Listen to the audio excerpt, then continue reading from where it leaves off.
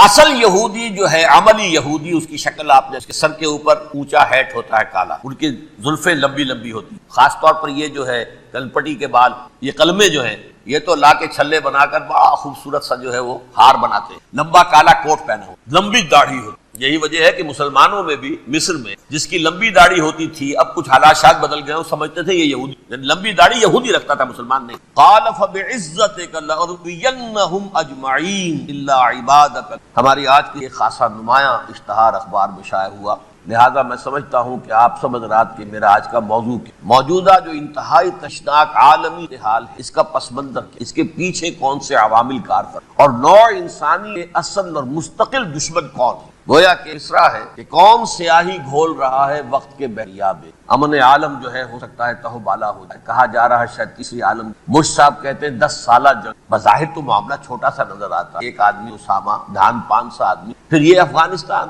اگر آپ ویسے دنیاوی اعتبارات سے، مادی اعتبارات سے کیا ہے امریکہ جیسی پاور کے، لیکن کتنا اہتمام ہو رہا ہے، مشرق و مغرب کے وسائل و ذرائع جمع کیے جا رہے ہیں، ادھر میڈیٹرینین میں، ادھر بحر ہند میں دور تک، نیگو گارسی سارے اڈے تیار کر، بڑے مہیب قسم کے ایئر کرافٹ کیریئرز میں پہنچ گئے، وہ ہوائی جہاز جن کی شکل دیکھ کے دہشت آدمی پہ آ جاتی، غول کی غول پہنچ گئی۔ یہ سب کچھ کیا ہے، کیا ہونے والا ہے، اس کے حوالے سے میں آج آپ کے سامنے اس وقت کا عالم کیا ہے، اس کا پس منظر کیا ہے، پیش منظر کیا ہے، کیا ہونے جا رہا ہے، کیا کچھ ہونے والا ہے، اور پیچھے کون اصل کیریکٹرز ہیں کہ جو کار فرما ہے، میں اس کا آج جائزہ پیش۔ دیکھیں سب سے پہلی بات، انسانیت کا اور نوع انسانی کا ازلی اور ابدی دشمن وہ ابلیس لعین ہے۔ یہ چونکہ چیزیں ایسی ہیں کہ جو ما وراء الطبیعات سے متعلق، ابلیس جن ہے، جن انویزیبل ورلڈ سے تعلق رکھتا ہے، غیر مرئی جو نظر نہیں، فرشتے انویزیبل ورلڈ سے تعلق رکھتے ہیں، غیر مرئی جو نظر نہیں، یہ ہم جو ہے اور یہ حیوانات دنیا میں جو ہے یہ مرئی ہے، ویزیبل۔ آج کا عام ذہن جو انسان کا بن چکا ہے، سائنٹزم جسے کہا جاتا ہے، سائنسی نقطہ نظر، اس کا عام لوگوں پر بھی اثر یہ ہوا ہے کہ جو انویزیبل ورلڈ ہے اس کی باتوں کی طرف توجہ نہیں کرتے۔ ہاں عقیدہ تو ہے کہ ہے، جن بھی ہے، فرشتے بھی ہیں، لیکن کوئی ان کی اہمیت ہماری نگاہوں میں، ساری نگاہیں مرکوز ہے visible world, physical world. Meta physics کا تو مضمون بھی اب سمجھ رہے ہیں کہ ختم کر دینا چاہیے، یونیورسٹیز سے فلسفے کے ڈپارٹمنٹس ختم ہو رہے ہیں، کیا ضرورت ہے؟ اصل شے یہ دنیا ہے، یہ عالم ہے، یہ کائنات ہے، یہ مادہ ہے، یہ حیات انسانی، حیات دنیاوی ہے۔ اس پر میرا جو مارکت الارا مضمون تھا 1967 کے جون میں جو چھپا تھا، اسلام کی نشرت ثانیہ کرنے کا اصل کام، کہ جو عہد حاضر کی جو تہذیب ہے اس کے 3 بنیادی اصول کیا ہیں؟ خدا ہے یا نہیں ہے چھوڑو، اس بحث پہ نہ پڑھو، کائنات تو ہے نا، مادہ تو ہے نا، روح کوئی شے ہے یا نہیں ہے کیا پتا، کسی نے دیکھی نہیں آج تک، لہذا اس کے بارے میں گفتگو کا فائدہ کیا، وقت کا سیاح۔ عالم آخرہ کوئی ہے یا نہیں ہے کیا پتا، کس نے آ کے بتایا مرنے کے بعد، لہذا اس بحث میں نہ پڑھو، یہ عالم دنیا تو ہے نا، اٹس ویری مچ پریزنٹ، لہذا ساری توجہ اس پر صرف کرو۔ تو خدا کے مقابلے میں کائنات پر توجہ، روح کے مقابلے میں مادے اور جسم پر توجہ، حیات اخروی کے مقابلے میں حیات دنیاوی پر توجہ، یہ ہے اصل میں کرکس آف دی میٹر، تہذیب جدید کا خلاصہ۔ اس اعتبار سے میں کہہ رہا ہوں کہ بعض باتیں میری آپ کو ذرا ایسی لگیں گی کہ جو شاید ماحول سے کچھ زیادہ متعلق ہے، لیکن وہ دین کی بڑی بنیادی بات ہے۔ دیکھیے اللہ تعالیٰ نے جو مخلوقات پیدا کی ان میں ایک تقسیم تو ہو سکتی ہے ذی حیات اور بغیر حیات، جاندار چیزیں اور بے جان چیزیں، بے جان چیزیں بے شمار، یہ تمام فلکیات، پوری کائنات، یہ زمین، یہ پہاڑ، یہ شجر و حجر، کیا، لیکن ایک ہے جاندار۔ ان جانداروں میں ایک تقسیم، 2 کا تعلق غیر مرئی دنیا سے ہے، انویزیبل ورلڈ سے، فرشتے جو دکھائی نہیں، ان کی پیدائش ہوئی ہے نور سے، دوسرے جنات جو انسانوں سے پہلے پیدا کیے، آدم سے پہلے، والجان خلقناہ من قبل من نار السموم، جنات کو تو ہم بہت پہلے پیدا کر چکے تھے آگ کی، وہ بھی نظر نہیں آتے۔ تیسرے انسان، اور اس دنیا میں جتنے بھی حیوانات ہیں ان کا جو مادہ ہے وہ ارض، یہ زمین ہے، یہ مٹی سے بنے، تراب سے بنے، کرسٹ آف دی ارتھ سے بنے۔ اب ان میں ایک تقسیم ہے، ایک وہ ہے ان تمام میں شعور تو ہے، حیوانات میں بھی شعور ہے، خود شعوری جسے کہتے ہیں سیلف کانشسنس، یہ صرف 3 میں ہے، فرشتہ، جن اور انسان۔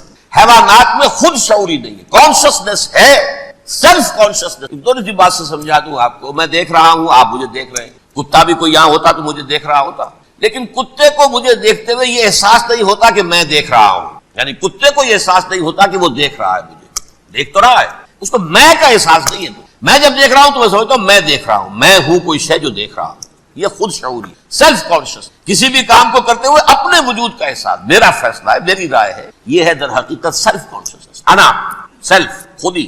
یہ حیوانات میں نہیں ہے، یہ ہے صرف ملائکہ، جنات اور انسان۔ اب یہاں مسئلہ پڑ گیا، بڑا پرپیچ مسئلہ۔ اللہ تعالیٰ نے پہلے حضرت ملائکہ کو پیدا کیا اور انسانی ارواح کو پیدا کیا دور سے، پھر نار سے پیدا کیا، نار سے، آگ سے جنات کو، پھر مٹی سے بنایا، آدم کا حیولہ، اس میں روح پھونک دی، اب آدم بن گئے۔ اعلان یہ کر دیا کہ خلافت ارضی جو ہے وہ آدم کو عطا کی جا رہی ہے، یہ پیچ پڑ گیا۔ اس پر تھوڑا سا اشکال تو فرشتوں کو بھی ہوا، قرآن میں ہے سورہ بقرہ کے 4 اتجعل فیہا من یفسد فیہا ویسفک الدماء ونحن نسبح بحمدک ونقدس لک۔ پروردگار اس آدم کو تو خلافت دے رہا ہے، زمین کے اندر اختیار دے دے گا، یہ تو فساد کرے گا، خونریزی کرے گا، ہم تیری تسبیح و تحمید میں لگے ہوئے ہیں، جو بھی حکم ہو ارشاد ہو ہم بجا لاتے ہیں، تو ضرورت کیا ہے؟ اس کا جواب اللہ نے دیا، انی عالم ما لا تعلمون، میری مشیت، میری حکمت وہ میں ہی جانتا ہوں، ضروری نہیں کہ تم اس کو۔ لیکن یہ جنات میں سے ایک جن تھا عزازیل۔ اب دیکھیے کہ جنات کو ایک قرب حاصل ہے ملائکہ کے ساتھ، کیوں؟ وہ نور سے پیدا کیے گئے، یہ نار سے پیدا کیے، کتنا قرب ہے دونوں میں۔ انسان پیدا کیا گیا مٹی سے، مٹی انرٹ ہے، آگ بھڑکتی ہے، اوپر اٹھتی ہے، شعلہ زنگ ہوتی ہے، انرجی ہے اس میں۔ نور اور نار میں بڑا قرب، اور عربی کے ایک قاعدے سے تو یہ ایک ہی لفظ ہے، مادہ ایک ہی، حروف علت جو ہے ایک دوسرے کی جگہ آ جاتی ہے، یہ قرب ہے۔ اگرچہ زمین و آسمان کا فرق ہے دونوں، فرشتہ نور سے پیدا کیا گیا ہے، وہ پاک ہے، وہ اللہ کے کسی حکم کی خلاف ورزی کر ہی نہیں سکتا۔ لا یعصون اللہ ما امرہم ویفعلون ما یؤمرون، وہ جو بھی اللہ تعالیٰ حکم دیتا ہے اس کی کوئی معصیت یا نافرمانی نہیں کرتے، بلکہ جو حکم لیا جاتا ہے مان لیتے۔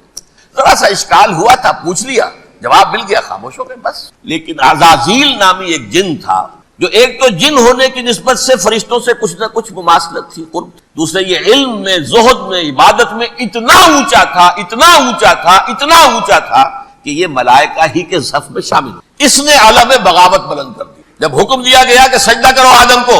اب یہ دیکھیے کس قدر یہ اہم مضمون ہے، آپ سوچ رہے ہیں یہ باتیں آج پہلی مرتبہ ہمیں اس طرح سنائی جا رہی ہیں، یہ باتیں تو علم میں آتی ہیں، وجہ کیا ہے؟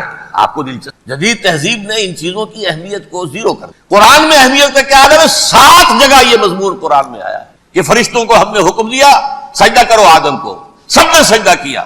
فسجد الملائکۃ کلھم اجمعون، سارے کے سارے، کل کے کل، سب نے مل کر سجدہ کیا آدم، اللہ کے حکم کی فوراً تعمیل کر دی۔ الا ابلیس ابا واستکبر وکان من الکافرین، ابلیس نے نہیں کیا، انکار کیا، استکبار کیا، گھمنڈ کیا۔ اور اس کو سورہ کہف میں بیان کر دیا گیا، یہ اس لیے کہ وہ اصل میں جنات میں سے تھا، اگرچہ شامل تو تھا فرشتوں میں اس وقت۔ کان من الجن ففسق عن امر ربہ، وہ اصل میں جنات میں سے تھا، اس وجہ سے وہ اپنے رب کے اس فیصلے کے خلاف کھڑا ہو گیا، سرکشی۔ یہ معاملہ اتنا اہم ہے، اب آپ سمجھیے کہ 7 مرتبہ سورہ بقرہ، سورہ اعراف، سورہ حجر، سورہ بنی اسرائیل، سورہ کہف، سورہ طٰہٰ، سورہ صاد، 6 مکی صورتوں میں ذکر ہے یہ، اور ایک مدنی سورہ بقرہ۔ ان میں سے اکثر مقامات پر پھر جب اللہ نے کہا کہ اچھا تم نے یہ سرکشی کی ہے اور ہمارے حکم کی خلاف ورزی کی ہے تو یہاں سے نکل جاؤ، دفع ہو جاؤ، تم مردود ملعون، ان علیک لعنتی الی یوم الدین، اب تجھ پر لعنت رہے گی میری قیامت کے دن۔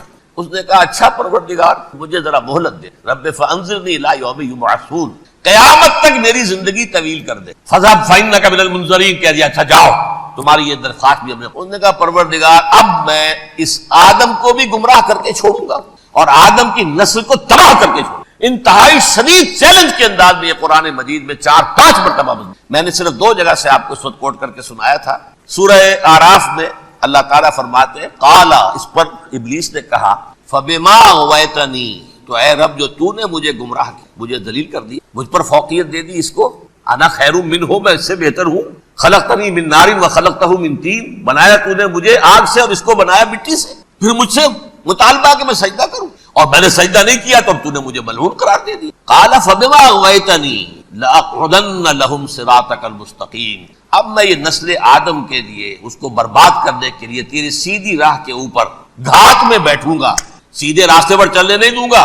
ثم لآتینہم من بین ایدیہم، پھر میں ان پر حملہ آور ہوں گا، ان کے سامنے سے بھی، ومن خلفہم، ان کے پیچھے سے بھی، وعن ایمانہم، ان کے داہنی جانب سے بھی، وعن شمائلہم، اور ان کے بائیں جانب سے بھی، ولا تجد اکثرہم شاکرین، اور تو دیکھے گا کہ ان کی اکثریت تیری شکر گزار بندوں پر مشتمل ہے۔ یہ چیلنج، اور ایک چھوٹا سا چیلنج جو سورہ صاد میں آیا ہے، اور یہاں تو اس نے اللہ کے جلال کی قسم کھا کر کہا قال فبعزتک لأغوینہم اجمعین، اے رب تیری عزت تیرے جلال کی قسم ہے میں ان سب کو گمراہ کر کے چھوڑوں گا، الا عبادک منہم المخلصین، سوائے ان میں سے وہ کچھ لوگ جنہیں تو خالص اپنا بندہ بنا لے، جنہیں تو اپنا بندہ بنا لے، مخلص نہیں، مخلص یہ مفعول ہے، فاعل نہیں ہے، جسے تو بنا لے۔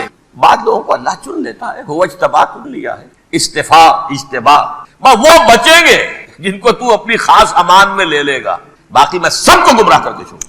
یہ ہے اصل دنیا میں نوع انسانی کا ابدی، ازلی سے ابدی تک۔ اور اس میں نوٹ کیجئے کہ اس کی اصل بنیاد کیا ہوئی؟ دو لفظ، تکبر اور حسد۔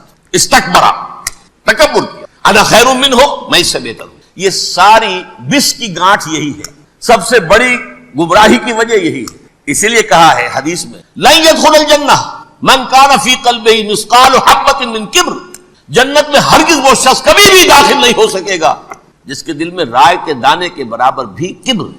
تکبر سب سے بڑا جرم، الکبر ردائی، اللہ فرماتا ہے یہ تکبر، یہ تو میری چادر ہے۔ کوئی شخص تکبر کرتا تو گویا میری چادر گھسیٹ رہا ہے میرے۔ عرب میں کسی شخص کی توہین کرنی ہوتی تھی تو اس کی چادر گھسی ننگا کر دیا گیا، یہ میری ردائی ہے، الکبر ردائی، یہ میری چادر، یہ جامہ مجھے زیب دیتا ہے، مجھ پر راستہ تھا۔ اور حسد، آدم کو جو برتری عطا ہو گئی اس حسد کی آگ میں وہ جل اور اس کا انتقام لینا چاہتا ہے۔ آدم کو بھی گمراہ کیا، جنت سے نکلوایا، ویسے نکلنا تو انہیں تھا ہی مشیت اذن میں، لیکن فوری طور پر اللہ کے حکم کی خلاف ورزی تو کروائی نا۔ فعصى آدم ربہ فغوى، آدم نے اپنے رب کے حکم کی نافرمانی کی اور گمراہ ہوا عارضی طور پر۔ یہ دوسری بات ہے، توبہ کر لی، اللہ نے توبہ قبول فرما لی، معاف کر۔ کوئی مستقل جو ہے وہ نسل انسانی پر اس گناہ کا اثر متوارث طور پر نہیں آ رہا ہے، ختم ہو چکا معاملہ، ہوا تھا ہو گیا۔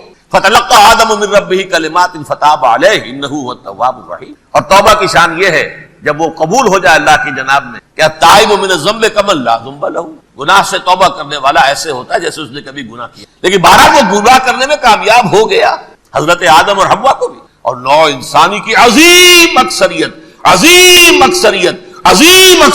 اس کے داؤ میں آئی ہوئی ہے نہیں۔ کتنے ہیں وہ عباد اللہ المخلصین، الا عبادک منہم المخلصین، جو واقعتاً خالصتاً اللہ کے، جنہیں اللہ نے اپنا بنا لیا، اپنا قرار دے دیا۔ اب اس کے ساتھ نوٹ کیجئے، اس ابلیس کے ساتھ ایک فوج بھی ہے، جسے قرآن مجید میں کہا گیا ہے کہ یہ اس کی پارٹی ہے، حزب الشیطان، یہ اکیلا نہیں ہے۔ ایک تو وہ عزازیل ہے، اس کی طویل ترین عمر اللہ نے دے دی، وہ تو قیامت تک رہے گا۔ باقی بھی جنات جو ہیں ان کی نسل میں، اس کی نوع میں سے، اس کی نسل میں سے جنات کی عمریں انسانوں کی عمروں سے زیادہ ہیں، بہت زیادہ، لیکن پھر بھی اتنی نہیں ہے۔ یہ خاص ہے اس کا معاملہ کہ اس نے کہا تھا رب انظرنی الی یوم یبعثون، مجھے دے دے مہلت اس وقت تک تاکہ میں ثابت کر کے دکھا دوں کہ جسے تو نے یہ خلافت دیا یہ اس کا اہل نہیں ہے۔ Let me prove this point ولا تجد اکثرهم شاکرین، تو ان کی اکثریت کو شکر گزار نہیں پائے گا۔ وہ ابلیس جو ہے وہ ریکروٹ کرتا ہے اپنے فوجی، اول تو خود جنات جو اس کے نمبر 1 نے، قرآن مجید میں اس کا اشارہ دیا گیا ہے انہو یراکم ہو وقبیلہ من حیث لا ترونہم۔ دیکھو لوگو، اے انسانوں، وہ ابلیس لعین عزازیل اور جو اس کی قبیلے کے لوگ ہیں، جنات ہیں، وہ تمہیں وہاں سے دیکھتے ہیں، تاکتے ہیں اور حملہ کرتے ہیں جہاں سے تم انہیں نہیں دیکھتے۔ وہ غیر مرئی ہیں، انویزیبل ہیں، تمہیں نظر نہیں آتے۔ ویزیبل دشمن کا وار تو روک لو گے، انویزیبل کا کیسے روکو گے؟ انہو یراکم ہوا وقبیلہ، اکیلا ہی نہیں ہے وہ تو تمہیں تاکتا ہے، تم پر حملہ کرتا ہے، گھات میں لگ کر جو ہے تمہارے اوپر حملہ کرتا ہے، وہ بھی اور اس کے ساتھ اس کے قبیلے کے لوگ جنات بھی، من حیث لا ترونہم، جہاں سے کہ تم انہیں نہیں دیکھ۔ لیکن اس کے علاوہ وہ انسانوں میں سے بھی ریکریوٹ، رنگ روٹ وہ برپا کر، وہ جو ہے ان کو اپنے پاس رکھتا ہے فوج کے، جس کی سب سے بڑی مثال کیا ہے؟ سورہ مجادلہ میں اللہ تعالیٰ نے منافق، حالانکہ وہ کون تھے؟ بظاہر حضور کا کلمہ پڑھنے والے، حضور کے پیچھے نماز پڑھنے والے، اسلام کا دعویٰ کرنے والے، ان کو اللہ فرماتا ہے اولئک حزب الشیطان الا ان حزب الشیطان هم الخاسرون، یہ شیطان کی پارٹی کے لوگ ہیں۔ وہاں مقابلے میں آیا ہے اولئک حزب اللہ الا ان حزب اللہ هم المفلحون۔ یہ دو پارٹیاں ہیں، حزب اللہ اللہ کی پارٹی جو اس کے مخلص بندے ہیں وہ اللہ کی پارٹی، اور جو شیطان کے مرید بن گئے اس کے ہاتھ پر بیعت کر لی، لہذا وہ اس شیطان کی پارٹی کے لوگ ہیں، چاہے وہ انسان ہو چاہے جن ہو۔ تو انسانوں میں سے بھی اس کے حزب میں، اس کی پارٹی، اس کے ایجنٹ ہیں، اور بہت، بلکہ بہت سے تو ایسے ہیں کہ جو جنات کے بھی کان کتر دیں، ان کو بھی شیطنت سکھا دیں، پڑھا دیں۔ لیکن اب ایک بات سمجھیے، ایک دنیا میں نسل اور قوم بھی ایسی ہے جو ایک خاص وقت سے بحیثیت مجموعی من حیث القوم ابلیس کی ایجنٹ، وہ کون ہے؟ وہ یہودی۔ یہ یہودی قوم جو ہے، اس میں ایک تو کچھ یہ کہ ان کی فطرت کے اندر یہ تھا کہ ہم ہیں اصل انسان، باقی انسان جو ہے وہ انسان نما حیوان ہے، ان کی کوئی حیثیت نہیں. ہم ہیں اصل انسان، نحن ابناء اللہ واحباؤہ. باقی یہ جینٹائلز، یہ گوئمز، غیر یہودی، یہ تو حیوانات ہیں. اب جیسے کہ انسانوں کو حق ہے کہ حیوانوں کو ایکسپلائٹ کریں، استعمال کریں. گھوڑے کو آپ ٹانگے میں باندھتے ہیں کہ نہیں؟ اس کی پسینے کی اور محنت کی کمائی ہے جو کھاتا ہے ٹانگا چلانے والا. البتہ یہ ضرور ہے کہ چونکہ اگلے روز پھر جوتنا ہے تو کچھ نہ کچھ تو اسے بھی کھلائے گا نا اپنی کمائی میں، کچھ دانے کھلائے گا، کچھ اور گھاس دے گا. یا بیل کو جوتنا ہے ہل میں، کچھ نہ کچھ اس کو دینا ہوگا کھانے، لیکن پھر اسے استعمال کرنا. تو ان کا مستقل قول یہ کہ اصل انسان ہم ہیں، باقی پوری نوع انسانی ہمارے لیے حیوانوں کے درجے میں. ہم چاہیں جس طرح انہیں استعمال کریں، ایکسپلائٹ کریں، دھوکہ دیں، جیسے چاہیں، لوٹیں کھسوٹیں، سب کچھ کریں، بدہضی کریں، ان سے سود لیں، سب کریں، جو بھی ممکن طریقہ ہو. یہ ہمارے لیے ہم ڈومینیٹ کریں گے، اور یہ در حقیقت ہمارے اعلی کار ہے. ایک تو اس اعتبار سے یہود بقیہ پوری نوع انسانی کے دشمن بن گئے. قرآن مجید کی وہ آیت بھی میں نے آپ کو سنائی ہے، وَقَالُوا لَيْسَ عَلَيْنَا فِي الْأُمِّيِّينَ سَبِيلٌ. یہ امیین کہتے تھے نا ان کو، جو غیر یہودی ہیں، کیونکہ ان کے پاس کتاب تھی، تورات تھی، اور کتاب نہیں تھی کسی کے پاس. لہذا یہ صحیح ان پڑھ ہے، پاگل ہے، جاہل ہے، امی ہے. ہم ہیں صاحب کتاب، ہمارے پاس شریعت، ہمارے پاس کتاب.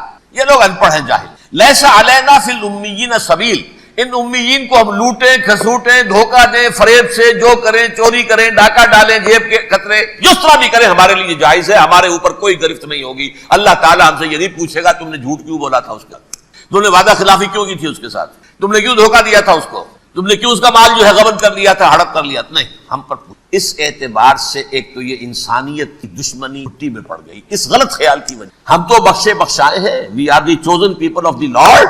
ہمیں تو اللہ اگر جہنم میں داخل بھی کرے گا تو صرف چند دن، لن تمسنا النار الا ایاما معدودات. باقی اصل میں تو ہم تو اللہ کے پسندیدہ، نحن ابناء اللہ واحباؤہ، اس کے بیٹوں کے مانند بڑے چہیتے ہیں، لاڈلے ہیں. یہ باقی دنیا، باقی انسان ہماری چراہ گاہ ہے، جیسے چاہے چرے، جس طرح چاہے ہڑپ کر دیں. یہ تو ان کا پہلے سے مستقل معاملہ تھا. لیکن اس کے بعد ان کی تاریخ میں ایک دور وہ آیا جب حضرت مسیح علیہ السلام ان میں مبعوث. یہ 1400 سالہ تاریخ کا کلائمیکس ہے. یہ جب کتاب انہیں دی گئی تھی تورات حضرت موسیٰ کے ذریعے، وہ 1400 قبل مسیح کا واقعہ. اس وقت سے لے کر اللہ کا وہ فضل ان پر ہوا، وہ فضل ان ہوا کہ کوئی ایک لمحہ ایسا نہیں آیا 1400 برس میں کہ ان کے ہاں کوئی نہ کوئی نبی موجود نہیں. یہ تار ٹوٹا ہی نہیں. 2 سے شروع ہوا، موسیٰ، ہارون علیہ السلام، اور 1400 برس کے بعد پھر آخری 2 ہیں، عیسیٰ اور یحییٰ علیہ السلام. یوں سمجھ لیجئے. اور اس کے درمیان یہ تار ہے، اور اس تار میں کوئی ایک لمحہ ایسا نہیں آیا کہ بھی موجود. اس میں اتار چڑھاؤ بہت سے آئے ہیں، اس کا وہ میرا موضوع نہیں ہے. قبل مسیح کی تاریخ جو ہے وہ میرا موضوع ہے. قرآن مجید میں سورہ بنی اسرائیل کے پہلے رکوع کا تذکرہ موجود. وَقَضَيْنَا إِلَىٰ بَنِي إِسْرَائِيلَ فِي الْكِتَابِ لَتُفْسِدُنَّ فِي الْأَرْضِ مَرَّتَيْنِ وَلَتَعْلُنَّ عُلُوًّا كَبِيرًا. 2 مرتبہ ان پر عذاب کے کوڑے برسے. پہلے اشوریوں کے ذریعے سے جو شامی تھے، سیرینز اشوری کہلاتے، پھر بابلیوں کے ذریعے سے یعنی عراقیوں کے ذریعے سے، بیبیلونیا نام تھا عراق کا پہلے. ان پر بہت بڑی بڑی تباہیاں آئیں، اللہ تعالیٰ کی طرف سے عذاب آئے. اس کے بعد پھر دوسرے دور میں دوسرا اقتدار کا دور آیا، خربستیاں بڑھ گئیں. تو پہلے گریکس کے ذریعے سے، یونانیوں کے ذریعے سے، اور پھر رومیوں کے ذریعے سے پسوایا گیا. یہ دور گزر چکے تھے ان پر، 2 عروج کے دور اور 2 زوال کے دور. میری چھوٹی سی کتاب ہے تنظیم اسلامی کا تاریخی پس منظر، 6-7 روپے. اس کو آپ دیکھیں گے تو اس میں اس کا پورا نقشہ آپ کو. ویسے تو یہ کہ ذرا بڑی کتاب ہے، سابقہ اور موجودہ مسلمان امتوں کا ماضی، حال اور مستقبل. اس میں میں نے ان معاملات کو بڑی تفصیل سے. بہرحال یہ جو دور تھا ان کا 1400 سالہ، وہ اونچ نیچ سے ہوتا ہوا جب آیا ہے حضرت مسیح کی بعثت پر، تو ان کی شرارت کی انتہا یہ ہو گئی کہ اللہ تعالیٰ نے مسیح کو رسول بنا کر بھیجا. رسولاً الی بنی اسرائیل. حضرت موسیٰ اور حضرت عیسیٰ کے درمیان رسول کوئی نہیں ہے، سب نبی ہیں. حضرت موسیٰ رسول تھے اور حضرت عیسیٰ رسول. درمیان میں داؤد ہو، سلیمان ہو، یشعیاہ ہو، زکریا ہو، یہ سب نبی ہیں. یحییٰ نبی ہے، رسول نہیں ہے. لہذا وہ شہید کر دیے گئے. رسول شہید نہیں ہو سکتا، قتل. لیکن عیسیٰ اور موسیٰ کے درمیان 1400 برس جو ہیں، اس کا کلائمیکس ہے حضرت مسیح علیہ السلام کی بعثت. اور حضرت مسیح علیہ السلام کو جسے اللہ نے اپنی روح قرار دیا، روح منہ، کلمتہ القاہا الی مریم، اللہ کا کلمہ. عظیم ترین معجزات. انہوں نے کیا کہا؟ یہ ولد الزنا ہے، حرام زادہ ہے، معاذ اللہ، نقل کفر نہ باشد، یہ جادوگر ہے، یہ مرتد ہے، یہ واجب القتل. اصل حکومت اس وقت رومیوں کی تھی حکومت، لیکن انہوں نے انہیں آٹونومی دے رکھی تھی، اپنے مذہبی معاملات تم خود طے کر سکتے. تو قائفاس جو اس وقت کا ان کا ہیڈ ربائی تھا سب سے بڑا، اس کی عدالت نے فیصلہ کیا مسیح کو سولی چڑھا دیا جائے. پائلیٹس پونٹس اس کے پاس ان کی یادداشت پہنچ گئی، یہ ہمارا مجرم ہے مذہبی، یہ مرتد ہے، یہ کافر ہے، یہ جادوگر ہے، یہ واجب القتل ہے، اسے قتل کرو، سولی چڑھا دو۔ خیر وہ لمبی بات ہو جائے گی، اس نے تو اپنے ہاتھ دھوئے تھے، صاحب ہمارے پاس کوئی جرم نہیں ہے اس کے خلاف، تم کہتے ہو تو ٹھیک ہے سولی چڑھا دیتے۔ یہ دوسری بات ہے کہ اللہ نے حضرت مسیح کو اٹھا لیا آسمان پر، ان کی جگہ وہ شخص سولی چڑھا جس نے غداری کر کے گرفتار کروایا تھا، جوڈاس اسکیریوٹ، اس کی شکل اللہ نے بدل دی حضرت مسیح کی سی، اور حضرت مسیح کو فرشتے اٹھا کے ہوئے وہ زندہ آسمان پر اٹھا لیے۔ اور یہ ساری تفاصیل نہ قرآن میں ہے نہ حدیث، یہ انجیل میں ہے، لیکن انجیل کون سی؟ برنباس کی، gospel of the Lord according to Saint Barnabas. یہ حواریین مسیح میں سے تھے، لیکن عیسائی ان کو تسلیم نہیں کرتے، ان کی بائبل کو صحیح نہیں مانتے، کینونیکل نہیں مانتے۔ 100 انجیلیں تھیں، 104 تھی جن میں سے 4 چنی ہیں انہوں نے، یہ بتی اور جان اور مرقس مارکس، یہ ہے، تو یہ 4 انجیلیں ہیں، انہوں نے تسلیم کی کہ یہ کینونیکلز ہیں، یہ تو ہیں حقیقی، باقی جو ہیں 100 اس کو وہ تسلیم، ان میں سے ایک ہے یہ برنباس۔ اس میں یہ تفصیل کہ اللہ تعالیٰ نے اس شخص کی، جیوڈاس کی، یہودا جیوڈاس اس کو انگریزی، اس کی شکل بدل دی حضرت مسیح کی سی، وہ گرفتار ہوا، وہ سولی چڑھا، وہ غدار تھا، غداری کی سزا اسے ملنی تھی، وہ ملی۔ حضرت مسیح کو فرشتے 4 اٹھ رہے ہیں، جس کوٹڑی میں حضرت مسیح مقیم تھے، ایک باغ کے اندر روپوش تھے، اس کی چھت پھٹی ہے، 4 فرشتے آئے ہیں، حضرت مسیح کو اٹھا کر لے گئے ہیں، چھت برابر ہو گئی ہے، اس کے بعد وہ شخص پکڑا گیا۔ بہرحال حضرت مسیح کو اللہ نے اٹھا لیا، لیکن وہ دن ہے کہ اس قوم کو اب مغضوب علیہم قرار دے دیا۔ نوٹ کر لیجئے، اصل میں تو ہونا یہ چاہیے تھا کہ رسول کی جان کے در پہ جب کوئی امت ہو جاتی تھی تو اللہ کا قاعدہ یہ تھا کہ اس امت کو نسیہ منسیہ کر دیا جائے۔ حضرت نوح کی قوم کو ختم کیا یا نہیں؟ حضرت ہود کی نگاہوں کے سامنے قوم عاد برباد کی گئی یا نہیں؟ حضرت صالح کی نگاہوں کے سامنے قوم سمود برباد ہوئی، یہ اللہ کا قاعدہ رہا۔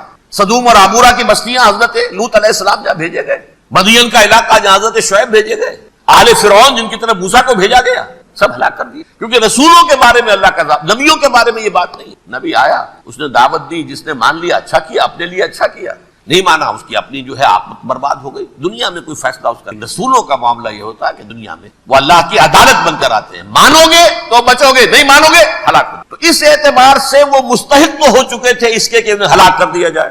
اب اللہ کی کوئی خصوصی مشیت ہے، اس میں کیا حکمت ہے، وہ ہے ایک حکمت، میں بعد میں اگر وقت ہوا تو بتاؤں گا۔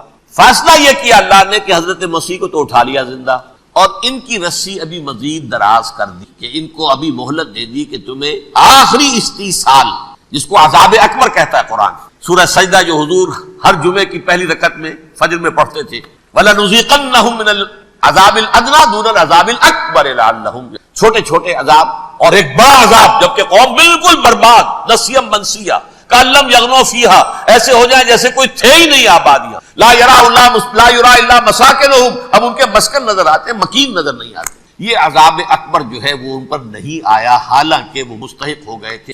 اس کو یوں سمجھیے کہ کسی شخص کو پھانسی کا حکم تو ہو جائے، ایگزیکیوشن ہوتا ہے، کئی سال گزر جاتے ہیں پڑے ہوئے، اور معاملات جو ہیں وہ چلتے رہتے ہیں۔ یہ معاملہ ہوا اس کے ساتھ، ورنہ یہ مستحق ہو چکے تھے آخری بربادی تباہی کے، عذاب استیصال، جڑ سے کاٹ دینے والا عذاب، وہ آ سکتا تھا ان پر اسی وقت، لیکن اللہ نے ان کی مہلت دراز کی۔ لیکن اس کے بعد اللہ نے ان کو ایک اور موقع دیا، 600 برس بعد حضرت مسیح کے، محمد الرسول اللہ صلی اللہ علیہ وسلم، اور یہ میں سمجھتا ہوں کہ اس قوم پر اللہ کا اتنا بڑا فضل، اتنا بڑا فضل، اتنا بڑا فضل۔ اب پھر ایک موقع دیا، عسیٰ ربکم ان یرحمکم وان عدتم عدنا، دیکھو اب بھی تمہیں ہم ایک موقع دے رہے ہیں، تمہارا رب تمہارے اوپر اب بھی فضل کرنے کو تیار ہے، رحم فرمانے کو تیار ہے۔ ان ھذا القرآن یہدی للتی ہی اقوم، اس قرآن کے سائے میں آ جاؤ، یہ شاہدرا ہے ہدایت میں آنے کا، اس میں داخل ہو جاؤ، محمد کی تصدیق کرو صلی اللہ علیہ وسلم، دامن محمدی میں آ جاؤ، اب بھی ہم تمہارے گناہ بخش دیں۔ لیکن اس قوم نے حضرت محمد صلی اللہ علیہ وسلم کی دشمنی کی کمر کر، اور اب یوں سمجھیے اس تاریخ سے لے کر آج تک یہ گٹھ جوڑ ہے۔ ظاہر بات ہے کہ ابلیس کا بھی اصل دشمن اب کون ہے، یا ہدف کون ہے، ٹارگٹ کون ہے؟ جنہوں نے محمد کو نہیں مانا صلی اللہ، وہ تو ہے ہی جہنمی، ان پر کوئی اور محنت کرنے کی ضرورت کیا ہے؟ سمجھ گئے میری بات؟ حضور کی بعثت کے بعد جنہیں حضور کو رد کر دیا، ان پر ایمان نہیں لائے، وہ کون ہے؟ کافر، وہ جہنمی ہے ہی ہے۔ لہذا اس کے اوپر کوئی محنت صرف کرنے کی ابلیس کو ضرورت نہیں، اس کا اصل ٹارگٹ امت محمد ہے صلی اللہ علیہ وسلم۔ وہ ساری نوع انسانی کی دشمنی اب آ کر مرکوز ہو گئی ہے امت محمد صلی اللہ علیہ وسلم کی۔ اور اسی طرح یہود کا معاملہ، اگرچہ ویسے پوری نوع انسانی کے دشمن ہیں، انہیں حیوان سمجھتے، ان کی جان مال اپنے لیے مباح سمجھتے ہیں، جس طرح چاہے لوٹے کھسوٹے کھائے پیے، لیکن اب ان کی بھی دشمنی کا سب سے بڑا مرکز امت محمد. کیوں؟ وہی تکبر اور حسد، وہی بیماریاں. انہیں تکبر یہ ہو گیا تھا کہ 2000 سال سے یہ نبوت ہماری میراث، ہماری جاگیر. بنو اسرائیل کے اندر سینکڑوں نبی آئے، 3 کتابیں اللہ نے ہمیں عطا کی. یہ کہاں سے آ گیا محمد صلی اللہ علیہ وسلم؟ معاذ اللہ ثم معاذ اللہ. یہ امیین میں سے، یہ جنٹائلز میں سے، یہ گوئنز میں سے، یہ حقیر ان پڑھ. کہاں ہم، کہاں یہ نہیں تصدیق. حالانکہ قرآن کہتا ہے یعرفونہ کما یعرفون ابناہم. ان کے علماء ایسے پہچانتے تھے حضور کو جیسے اپنے بیٹوں کو پہچانتے ہیں کہ یہ آخری نبی. لیکن تکبر اور حسد کی آگ میں اب ان کے بھی دشمنی کس سے ہے؟ محمد اور امت محمد صلی اللہ علیہ وسلم. یہ گٹھ جوڑ ہے. اب دیکھیے یہ ہے میری گفتگو کا اب تک کی گفتگو کا حاصل. یہ گٹھ جوڑ ایک غیر مرئی دنیا، انویزیبل دنیا کا ابلیس لعین اور جنات میں سے اس کے لشکری فوج. انسانوں میں سے ویسے تو اور بھی بہت جگہ اس کے ایجنٹ ہے، مسلمانوں میں بھی ہے، لیکن بحیثیت قوم، بحیثیت مجموعی ایک پوری قوم، ایک پوری نسل جو ہے اس کے ساتھ گٹھ جوڑ ہے. ان دونوں کی گٹھ جوڑی کے ساتھ یہ دشمن دون ہیں انسانیت کے. پہلا دشمن ابلیس لعین، عزازیل لعین، اور دوسرے دشمن یہود ملعون. اب میں آپ کو ذرا اس جو انسانوں میں سے انسان دشمنی کا جن کا سب سے بڑا رول ہے، میں ان کی 2000 سالہ تاریخ کا آپ کے سامنے نقشہ رکھنا. ان 1400 سال کا تو میں نے صرف 4 آپ کو پوائنٹس بتائے. موسیٰ سے عیسیٰ تک 1400 برس علیہ الصلوۃ والسلام. 2 مرتبہ عروج، 2 مرتبہ زوال. اشیریوں کے ہاتھوں پٹوائی، بابلیوں کے ہاتھوں پٹانا، گریکس کے ہاتھوں مرمت، رومنس کے ہاتھوں. یہ جو 2000 سال ہے، کیونکہ اب تو ظاہر بات ہے 21ویں صدی شروع ہو گئی، 20 صدیاں حضرت مسیح کو پوری ہو گئی. پہلی بات نوٹ کیجئے، حضرت مسیح کی پیدائش ہے سن 1 قبل مسیح. یہ نقطہ آپ نے کبھی سنا ہے یا نہیں؟ جب ملینیم کا سلسلہ شروع ہوا تھا پچھلے سال تو میں نے بیان کر دیا تھا کہ ایک عجیب حساب کے اندر انہوں نے غلطی. حضرت مسیح کی پیدائش ہوئی 25 دسمبر کو، سن انہوں نے شروع کر دیا، اس کے بعد جنوری آئی تو پہلا سال شروع ہو گیا.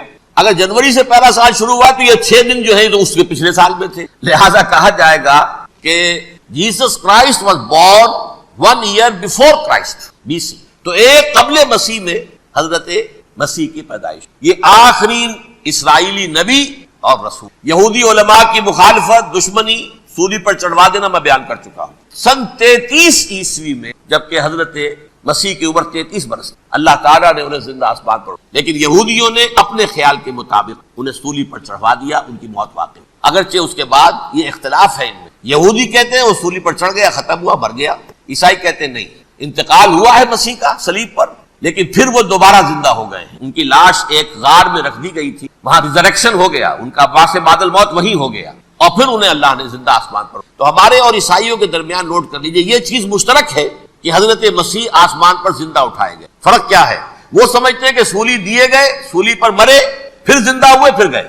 ہم سمجھتے ہیں کہ نہیں، وما صلبوہ وما قتلوہ، انہوں نے نہ صلیب دے سکے انہیں اور نہ انہیں قتل کر سکے، بل رفع اللہ الیہ، اللہ نے اٹھا لیا. پھر ہمارا اور یہ اس کا عیسائیوں کا ایک اور اتفاق ہے، سیکنڈ کمنگ آف جیسس، حضرت مسیح دوبارہ آئیں گے. یہ عیسائیوں کا بھی عقیدہ ہے اور ہمارا بھی. بہرحال تو جیسا کہ میں نے عرض کیا کہ اس وقت یہ عذاب استیصال، عذاب اکبر کے مستحق ہو چکے تھے، لیکن اللہ نے ان کی مدت دراز کی. لیکن ان پر دنیاوی عذاب کا ایک کوڑا جو ہے اللہ تعالیٰ کی طرف سے اسی وقت برسا. دنیاوی عذاب دنیا میں رہتے ہوئے ختم نہیں کیا گیا. 37 برس بعد حضرت مسیح کے رفع سماوی کے 37 برس بعد سن 70 میں یہودیوں نے بغاوت کی رومیوں کے خلاف. رومی ٹائٹس جنرل تھا ایک، اس نے پھر جو حملہ کیا 1,33,000 یہودی ایک دن میں قتل کیا اور ہیکل سلیمانی گرا دیا. وہ ہیکل پہلے بھی گرا تھا، پہلے 1400 سال کے دوران میں بھی نبوکدنضر نے گرایا تھا، لیکن پھر اس کے 150 سال بعد انہوں نے دوبارہ بنا لیا تھا. اس لیے وہ اسے سیکنڈ ٹیمپل، پہلا ٹیمپل جو حضرت سلیمان نے بنایا تھا نبوکدنضر نے گرا دیا 587 قبل مسیح میں، پھر دوبارہ انہوں نے 150 سال کے بعد بنا لیا. وہ اس تاریخ کا حصہ ہے میں نے جس کے بارے میں آپ کو، اس میں یہ ہوا سن 70 میں وہ گرا دیا گیا، وہ آج تک گرا پڑا ہوا ہے. نمبر 2 یہ کہہ دیا گیا کہ یہودیوں اس ارض فلسطین سے نکل جاؤ، تم یہاں نہیں رہ سکتے ہو. لہذا جس کا جہاں سینگ سمایا چلا گیا، یورپ میں چلے گئے، ایشیا میں آ گئے، عرب میں آ گئے. یہ 3 قبیلے جو رات بھی میں نے عرض کیا تھا، بنو قینقاع، بنو نذیر اور بنو قریظہ، یہ وہاں سے آ کے مدینے میں آباد ہو گئے. جس کا جہاں سینگ سمایا، افریقہ میں، ہندوستان میں، جہاں چلے گئے. ڈایاسپورا اسے کہتے ہیں، وہ آپ نوٹ کر دیجیے، ڈایاسپورا ہمارا دور انتشار، جبکہ ہمیں ہماری اصل سرزمین تو فلسطین ہے. حضرت ابراہیم کا مسکن، حضرت اسحاق، حضرت یعقوب کا مسکن فلسطین، یہ ہے ہماری اصل جاگیر، یہ تو ہماری جدی پشتی جاگیر ہے. لیکن یہاں سے نکال دیے گئے سن 70 عیسوی میں، اور وہاں سے لے کے 1917 تک ان کا ڈائسپورا جاری رہا۔ یہ دور انتشار ہے۔ اس دور انتشار کے اب چند حصے ہیں جس کو میں چاہتا ہوں کہ آپ علیحدہ علیحدہ سمجھ۔ دور انتشار کا جو پہلا جو ہے تقریباً 300 برس رومی حکمران تھے، وہ یہودیوں کے بھی دشمن تھے اور عیسائیوں، عیسائی اور یہودی ایک دوسرے کے بھی دشمن تھے، لیکن رومی سمجھتے تھے کہ یہ ایک ہی تھیلی کے چٹے بٹے ہیں۔ رومیوں کے نزدیک عیسائی بھی یہودیوں ہی کا ایک فرقہ تھے، کوئی علیحدہ مذہب تو تھا ہی نہیں، لہذا رومی جو ہیں رومنز وہ ان دونوں کو ستاتے تھے، مارتے تھے، اور یہ آپس میں لڑتے تھے، یہودی عیسائیوں کو مارتے تھے، عیسائی یہودیوں کو مارتے تھے۔ یہ ہے 300 برس تک۔ سن 300 عیسوی میں کیا ہوا؟ ایک معجزہ ہو گیا۔ بہت عظیم ایمپرر کانسٹینٹائن، قسطنطین اعظم، رومن ایمپررز میں سے بہت بڑا ایمپرر، وہ عیسائی ہو گئے۔ اب تو معاملہ بالکل تلپٹ ہو گیا، پوری سلطنت عیسائی ہو گئی۔ اب عیسائیوں کے عیش ہو گئے اور یہودیوں پہ مار پڑنی۔ اب عیسائیوں کا آپ خود سوچئے کہ جنہیں وہ خدا بنا بیٹھے ہیں، خدا کا بیٹا قرار دے رہے ہیں، ان کے قاتل کون؟ یہودی بدماش۔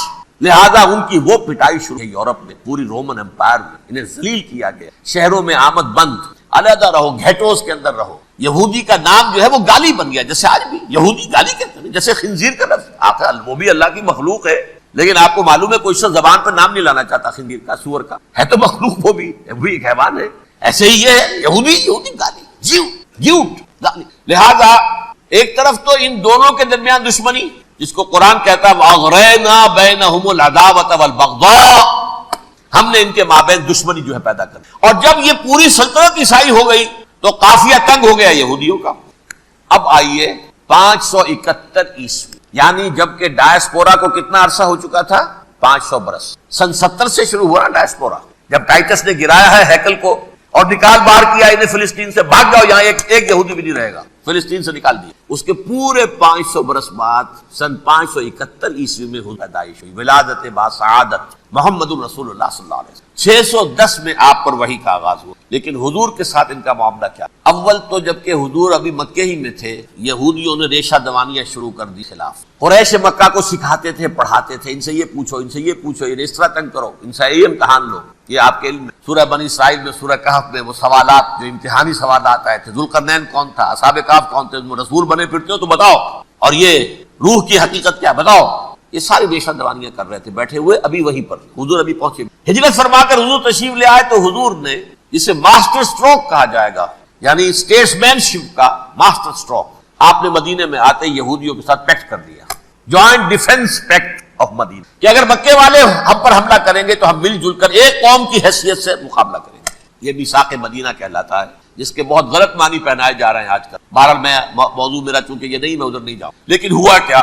ہر مرتبہ یہ خیانت کے مرتکب ہوئے، ان نے جو عہد کیے تھے ان سے پھرے، اندر ہی اندر سازش، ریشہ دوانی، حضور کی بدترین دشمنی۔ سورہ نساء کی آیت نمبر 12 میں 14 میں 13 میں فرمایا ہے لا تزال تطلع علی خائنۃ منہم، اے نبی ہمیشہ آپ کے علم میں ان کی طرف سے خیانتیں، بددیانتیاں آتی رہیں گی، اور بار بار وہ مسلسل جنگ کی آگ بھڑکاتے تھے، قریش کو دعوت دیتے آؤ آؤ آؤ ہم اندر سے بغاوت کر دیں گے، تم آؤ تو صحیح، ختم کریں محمد کو اور اہل ایمان کو صلی اللہ علیہ وسلم رضی اللہ تعالی عنہ۔ لیکن پھر جب وہ آتے تھے تو یہ دبک جاتے تھے، ہمت نہیں، میدان کے مرد نہیں رہے تھے۔ سورہ حشر میں ان کا نقشہ کھینچا گیا ہے، کھلے میدان میں مقابلے کی اس کے اندر صلاحیت نہیں، تو فصیلوں کے پیچھے سے، جیسے عورتیں کہیں دیہات میں لڑائی ہوتی ہے تو مرد جو ہے گلیوں میں لڑتے ہیں، عورتیں اوپر سے پتھر پھینکتی ہیں، بس وہ کام یہ کر سکتے تھے، من ورائے جدر، فصیلوں کے پیچھے سے، جنگ میں میدان میں نہیں آ سکتے۔ بہرحال قرآن مجید میں ہے یہ سورہ مائدہ کی آیت نمبر 64، کلما اوقدوا نارا للحرب اطفاها اللہ، اکثر و بیشتر مواقع پر تو یہ جب آگ بھڑکاتے تھے جنگ کی، اللہ اسے بجھا دیتا تھا، لیکن بہرحال اس کے باوجود جنگیں ہوئی، غزوہ بدر، غزوہ احد ہوئی،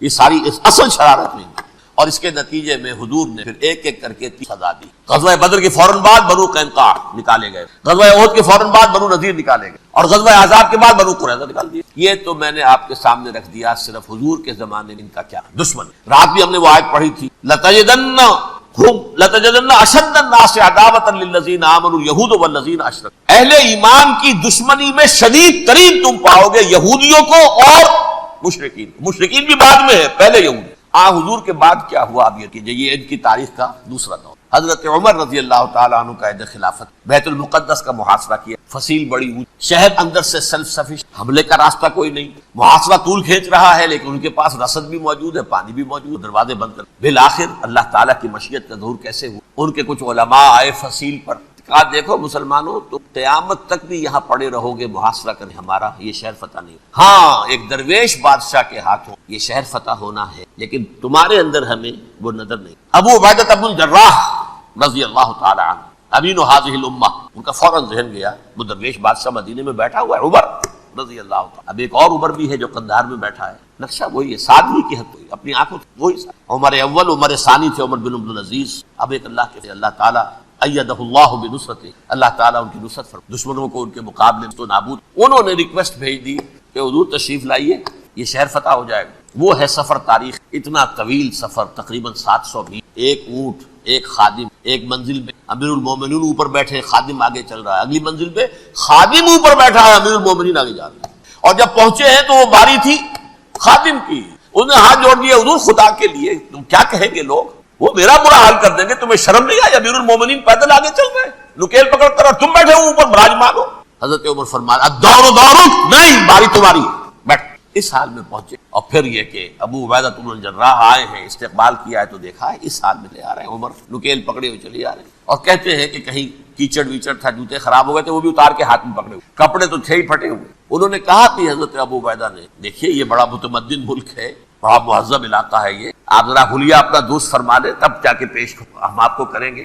آپ نے فرمایا نحن قوم اعزنا اللہ بالاسلام، ہم وہ قوم ہیں جنہیں اللہ نے عزت دی ہے اسلام کے ذریعے سے، کپڑوں کے ذریعے سے نہیں، دولت کے ذریعے سے۔ اسی حال میں گئے ہیں، اوپر سے انہوں نے کھڑے ہو کر نشانیاں دیکھی ہیں، اپنی کتابیں کھولی، ہاں یہ وہی ہے، اچھا لو جی سرنڈر، شہر تمہارے ہاتھ میں۔ خون کا ایک قطرہ نہیں بہا اور بیت المقدس فتح، لیکن اس وقت حضرت عمر نے ایک نرمی یہ کی کہ یہودیوں کے لیے بھی اسے اوپن سٹی قرار دے دیا، یہ احسان عظیم حضرت عمر کا۔ اس سے پہلے یہودی آ ہی نہیں سکتا تھا، داخل ہی نہیں ہو سکتا تھا، وہاں وہ آ کر وزٹ نہیں کر سکتا تھا، زیارت نہیں کر سکتا تھا اپنے مقدس مقامات کی۔ حضرت عمر نے یوں سمجھیے کہ تقریباً 550 برس کے بعد ان کے لیے راستہ کھولا ہے کہ ہاں تم آ سکتے ہو، زیارت کر سکتے، لیکن یہ عیسائیوں نے لکھوایا معاہدے کے اندر، انہیں یہاں آپ آباد ہونے کی اجازت نہیں دیں گے، لیکن کم وزٹ دی پلیسز، دیکھیں زیارتیں کریں اور جائیں۔